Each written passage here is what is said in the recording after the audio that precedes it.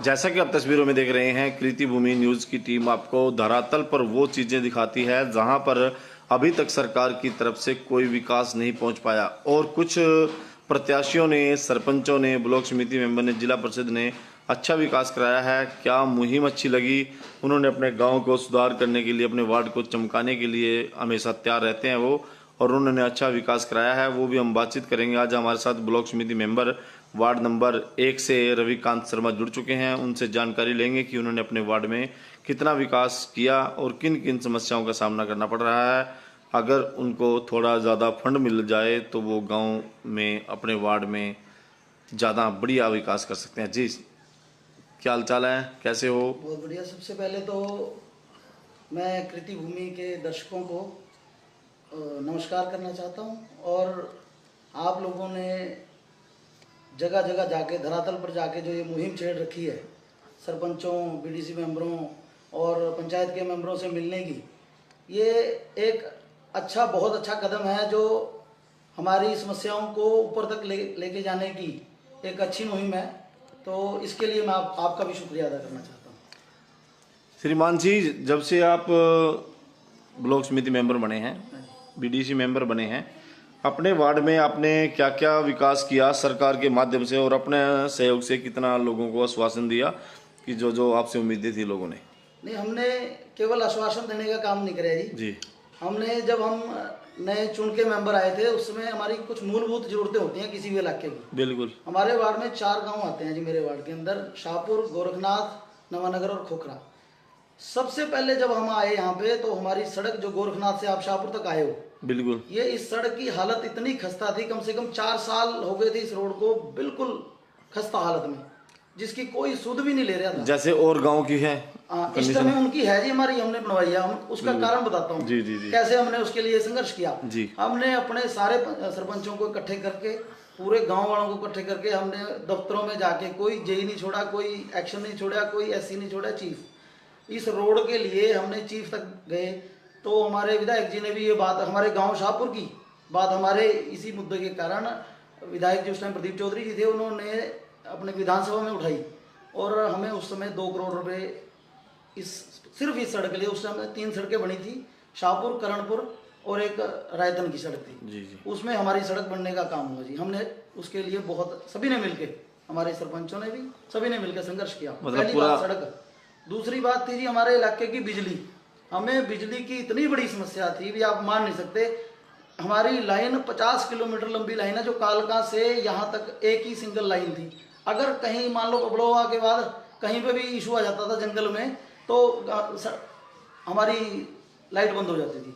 तो हमने क्या कराया, यहाँ पे मैडम लतिका शर्मा ने मेहनत करके, पहले उनसे एमएलए रही है, लतिका ने बड़ी मेहनत की है, मेहनत करके हमारे यहाँ पे एक 132 केवी का लेके आए हैं पावर हाउस लगा। तो उस पावर हाउस को चलाने में इतना समय लग गया, जिसकी वजह से हमने क्या कराया, हमने फिर उसके लिए भी हमने यही काम किया, संघर्ष किया। सरपंचों को इकट्ठा करके, अपने लोगों को इकट्ठा करके हमने जाके धरने भी दे दिए। जी जी। जब जरूरत पड़ी, हम सड़क पर भी बैठ गए थे, तो हमने वो सारे ने इकट्ठा करके हमने उसको चलाने का काम किया। आप मानोगे नहीं कि उसका तो उद्घाटन भी नहीं हमने होने दिया। रात को 2 बजे बैठ के, हम सरपंच तक गए हुए, रात को 2 बजे हमने चालू करवाया जी। हमने ये कोशिश करी अपने इलाके को बिजली से। और हमारे समस्या एक ये थी कि हमारे जो गांव के लोग हैं और दफ्तर के जो अफसर हैं, उनके बीच में गैप बहुत ज़्यादा था। हमारे लोग इस काबिल भी नहीं थे, या फिर वो भी नहीं समझते थे कि हमारी बात को कोई सुने। तो हमने क्या करा इसका समाधान निकालने के लिए कि हमने व्हाट्सएप के ऊपर ग्रुप बनाए, जिसके अंदर अफसर हमने इधर से ऐड कर दिया और इधर से हमने जनता ऐड कर दी। और अपनी समस्या को, जैसे हमारे लोगों को पहले जाना पड़ता था मड़ा लिखाने के लिए, बिल्कुल रजिस्टर के भी, मेरी तार टूटी हुई है जी। अब वो काम हमने खत्म कर दिया। हमने टेक्नोलॉजी का इस्तेमाल करके लोगों को समस्या डालने के लिए ग्रुप में मैसेज डालेंगे, और जेई बात सुनेगा और साथ के साथ लाइनमैन भेजेगा। तो हमने बिजली के ऊपर अभूतपूर्व काम कराया है। और आज के समय में आप बच्चे को जाके पूछ लेना कि बिजली के लिए हमने क्या काम किया गाँव के।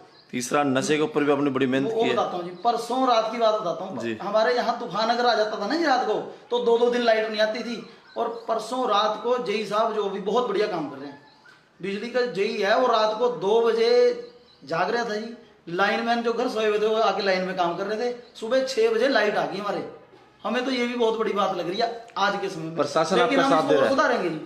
और मैं जनता को दो चीजों से और रूबरू कराना चाहता हूँ भाई। हमारा जो शाहपुर फीडर है जी बिजली का, ये इसके ऊपर लोड बहुत ज्यादा था, तो हमने उनसे रिक्वेस्ट करी प्रशासन से उन्होंने कि इस फीडर को 2 भागों में डिवाइड कराया जाए, क्योंकि मड़ावाड़ा की वजह से हमारे यहाँ लोड बहुत ज्यादा था। तो वो 2 भागों में डिवाइड करने के लिए भी टेंडर प्रक्रिया चालू है। हम रोज उनसे लेते रहते हैं अपडेट, तो उसकी टेंडर प्रक्रिया चालू है। वो भी 2 हिस्सों में डिवाइड हो जाएगा, तो फॉल्ट आने बहुत कम हो जाएंगे।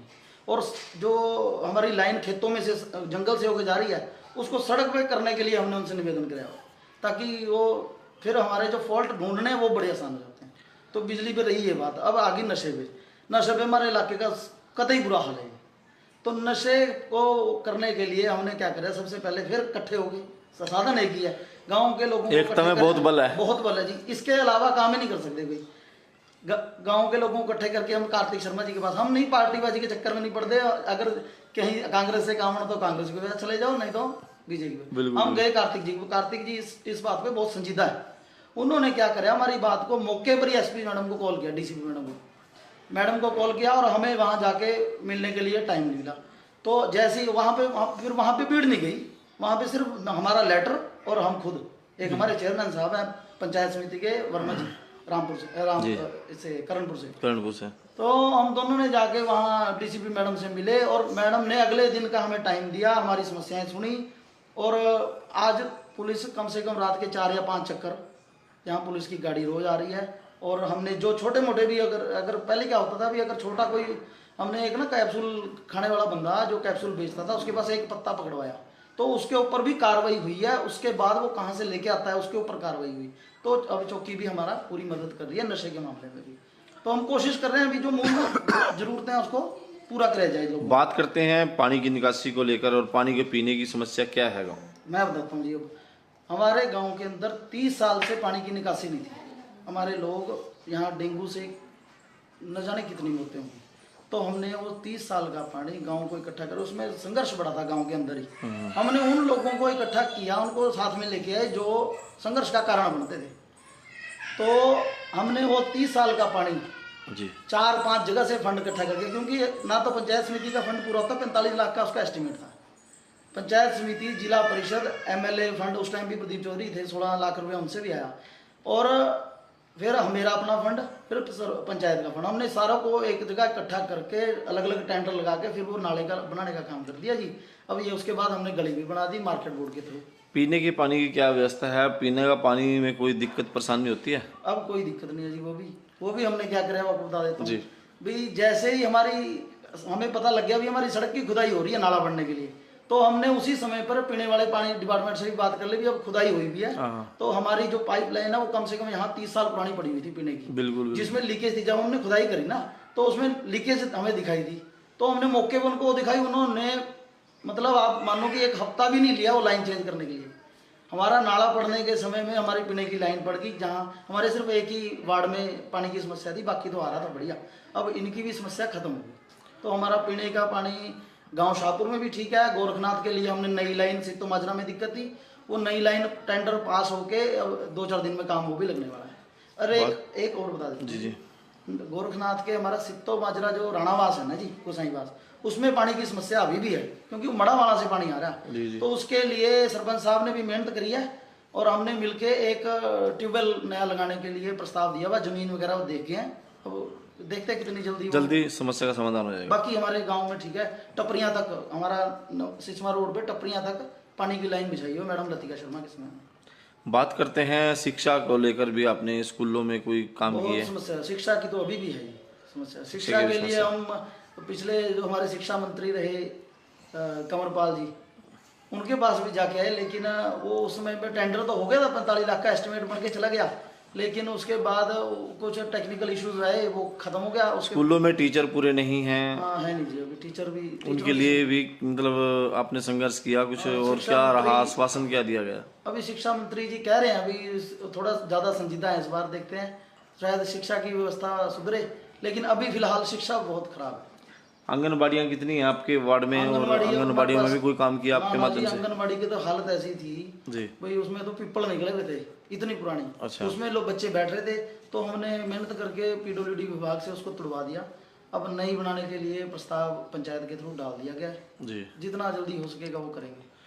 और इसके अलावा सरकार का कितना योगदान रहा? सरकार कहती है सरकार का सबका पूरा साथ सहयोग- सबका विकास, पूरा सहयोग मिल रहा है जी। ये नारा आपके गांव में साकार सिद्ध होता नजर ना आता ना है। हम हमारे तो मतलब जो हमें जरूरत थी क्रमबद्ध तरीके से जो जो चीजें चाहिए थी, थोड़ा संघर्ष जरूर करना पड़ता, बिना संघर्ष के मिलता कुछ भी नहीं। माँ भी दूध तभी बढ़ाते हैं जब बच्चा रोवे। तो हमने कोशिश करी सभी इकट्ठे करे, बिना इकट्ठे आपको पता है भी एकता के बिना भी कुछ काम नहीं होता। हमने अपनी बातें ऊपर तक पहुंचाने का काम करे और उसके ऊपर पूरा रिजल्ट भी मिला हमें। बहुत बढ़िया काम करे। आगे सरकार से क्या अपील करेंगे ताकि आने वाली जो समस्याएं हैं वो ना रहे? जैसे कि देश के प्रधानमंत्री का सपना था सभी को छत मिले, बहुत सारे लोग ऐसे हैं जो आज भी वंचित रह गए हैं, जिनको रिपेयर के पैसे मिलने थे उनको रिपेयर के पैसे नहीं मिले। तो ये छोटी छोटी समस्याएं भी हैं गरीब जनता की, इनके लिए भी आपने कुछ प्रयास किया? अरे जी, इसमें टेक्निकल इश्यूज आते हैं। इसमें सरकार तो स्कीम दे देती है लेकिन साइट ही नहीं चलती। तो इसके लिए क्या अपील करेंगे देश के प्रधानमंत्री से? हम तो यही कहना चाहते हैं भी इनको जो साइटें हैं ये या तो इनकी प्रॉपर डेवलपमेंट हो जी, इनके लिए सर्वर अच्छे हो, क्योंकि अब जब हमारी कोई सरकारी स्कीम आती है तो सारा गांव पूरे देश उसके लिए जब अप्लाई करेगा तो उस समय पे सर्वर डाउन हो जाते हैं, फिर काफ़ी दिन नहीं चलते। अभी जन्म प्रमाण पत्र बनाने हैं लोगों ने, क्योंकि स्कूल में बच्चे पढ़ाने हैं जी, जन्म प्रमाण पत्र बनाने के लिए भी सर्वर डाउन रहा 7-8 दिन पीछे। तो ऐसी छोटी छोटी समस्याएं हैं जो टेक्निकल उस पे है स्तर पे। सरकार तो देना चाह रही है लेकिन बीच में कोई ना कोई दिक्कत ऐसी है जो।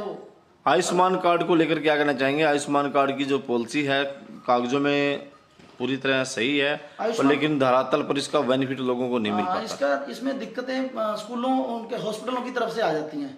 मान लो हम कोई गरीब आदमी चला जाता है हॉस्पिटल में पथरी का ऑपरेशन कराने के लिए, वो हॉस्पिटल वाले मना कर देते हैं अभी हमारे यहाँ आयुष्मान चलता नहीं। कारण क्या है कि उनको पेमेंट ही नहीं होती। तो यही इसमें समस्या। अदरवाइज आयुष्मान भारत जो योजना है वो बहुत ज़्यादा लाभ वाली योजना है गरीबों के लिए, लेकिन उस पर अमल नहीं किया जाता है। प्रशासन हॉस्पिटल पूरी तरह अमल नहीं कर रहे। प्रशासन और हॉस्पिटल की कोई ना कोई बीच में कोई ना कोई कमी है जिसकी वजह से लोगों को दिक्कतें आ रही हैं आयुष्मान भारत। क्योंकि सरकार जो पॉलिसी चलाती है वो उसमें सभी उन डॉक्टरों को मान्यता देगी भी आपने काम करना है। सरकार की जो अवहेलना करते हैं, जैसे कई जगह पर देखा जाता है कि प्रधानमंत्री की स्कीम है और वहां पर हम कोई व्यक्ति जाता है तो हॉस्पिटल में जाता है तो हॉस्पिटल भी सरकार के अधीन आता है। हॉस्पिटल में क्या करना चाहिए? सबसे पहले उसको ट्रीटमेंट देना चाहिए। जो वहां पर जा रहा है सरकार के चक्करों में पड़ जाते हैं। कागजों में गलत है ना। जब वैसे हमारे गरीब आदमी को पहले ही कागजों का ज्यादा पता नहीं होता, कागजों में जो होते हैं उसको कागज दिखाएगा वो कहेगा भी मैं फंस गया जी, मेरे को तो इस टाइम इलाज चाहिए। वो क्या करता है फिर उसको मौके पे जाके किसी प्राइवेट हॉस्पिटल में और बड़े महंगे हॉस्पिटल में जाके पैसे देके इलाज कराना पड़ता है। यहाँ फिर समस्या आ जाती है। हम चाहते हैं कि गरीब आदमी की आवाज एकदम से सरकार तक पहुंचनी चाहिए, जैसे हमने बिजली के क्षेत्र में करके दिखाया। क्योंकि हमारे लोग एक लाइनमैन को फोन करने में ही कतराते थे, हमने वो गैप खत्म कर दिया। हमने एसडीओ एक्शन भी ग्रुप में डाल दिया। जो आपसे वार्ड वासियों ने उम्मीद थी उस पर आप उम्मीदों पर खरा उतरे हैं। हमने और आगे भी खरा उतरने की कोशिश करेंगे। नहीं, हमने कोशिश करी है। अभी हमने जो वादे करने की कोशिश करी थी अपने इलेक्शन के समय में कि हम उनको पूरा करने की कोशिश करेंगे। देखो फंड पूरा नहीं हो सकता कभी भी किसी भी इलाके के लिए, लेकिन हमारी कोशिश हमेशा जारी रहनी चाहिए, लोगों के बीच में रहना चाहिए। और मैं कोशिश करता हूँ कि अगर रात को मेरे को 12 बजे भी किसी का फोन आएगा तो मैं उसके साथ खड़ा होऊंगा। समस्या समाधान हो पाए ना हो पाए वो प्रभु के हाथ में है। देखो हमने आज तक ये सुना था जी कि पंचायत समिति 2 हिस्सों में काम करती है, एक जैसे कि एक विपक्ष और एक प्रतिपक्ष। तो कि 6 लोगों को फंड मिलेगा 4 को नहीं मिलेगा। लेकिन हमारी जो पंचायत समिति बनी उसमें शुरुआत में तो समस्याएं बिल्कुल रही, लेकिन हम लोगों ने बैठ के जो बीच में दिक्कतें थी उसको सुलझाया। और हमारे चेयरमैन और वाइस चेयरमैन हमारे तिलकराज जी हैं और वाइस चेयरमैन हमारे रामकृष्ण वर्मा जी कर्णपुर से, इन्होंने सभी को एक साथ लेकर, दोनों जो हमारे प्रधान हैं इन्होंने सभी को एक साथ लेकर बिना किसी भेदभाव के, अगर 1 रुपया हमारी पंचायत समिति में आता है तो 10-10 पैसे 10 मेंबरों में बराबर बांटे जाते हैं। ऐसा काम करके दिखाया जो आने वाली समितियों के लिए भी उदाहरण पेश करेगा। क्योंकि इसमें भेदभाव के लिए कहीं जगह नहीं है, ना किसी पार्टीबाजी के लिए। क्योंकि पहले हमने देखा है कि 6 मेंबर एक तरफ रह जाते थे, 4 एक तरफ। तो इसमें जो हमारी मौजूदा सरकार है उसकी तरफ से भी सख्त निर्देश भी हैं कि हमें किसी के साथ कोई भेदभाव नहीं करना, और इसी तरीके से हमारी मैडम शक्ति रानी शर्मा और हमारे कार्तिक शर्मा जी, इसमें पूरा उनका योगदान है कि सबको एक साथ लेके ही ब्लॉक चलना है। समिति के अंदर कौन कौन से कार्य आते हैं, कौन कौन से कार्य आप करा सकते हैं, कौन कौन से नहीं करा सकते? पहले कुछ सीमितें बना दी थी जब खट्टर साहब की सरकार थी, लेकिन सैनी साहब ने जैसे ही आए उसके बाद उन्होंने वो शर्तें सारी हटा दी। पहले उन्होंने काम बांट दिए थे कि ग्राम पंचायत यही काम कर सकती है, समिति ये कर सकती है, जिला ये। तो हमारे पास तो केवल नाले बनाने का काम रह गया था जी, हम बिल्कुल हमारे हाथ बंद गए थे। लेकिन अब जब से सैनी सरकार आई है, इन्होंने हमारी सारी की सारी काम कॉमन कर दिए। कोई भी जिला परिषद हो, समिति हो, कोई किसी प्रकार का भी काम हम कर सकते हैं। फंड हमारा थोड़ा कम आता है, बस हम सरकार से यही निवेदन करते हैं कि हम जिस शक्ति और के साथ काम कर सकते हैं, अगर फंड थोड़ा और बढ़ जाए हमारा, तो हम और बढ़िया काम करें। वार्ड को चहुमुखी विकास की तरफ ले जा सकते हैं, बिल्कुल लेके जा सकते हैं, क्योंकि हमारी इच्छा ही मेन सरकार के ऊपर डिपेंड करता है। बिल्कुल।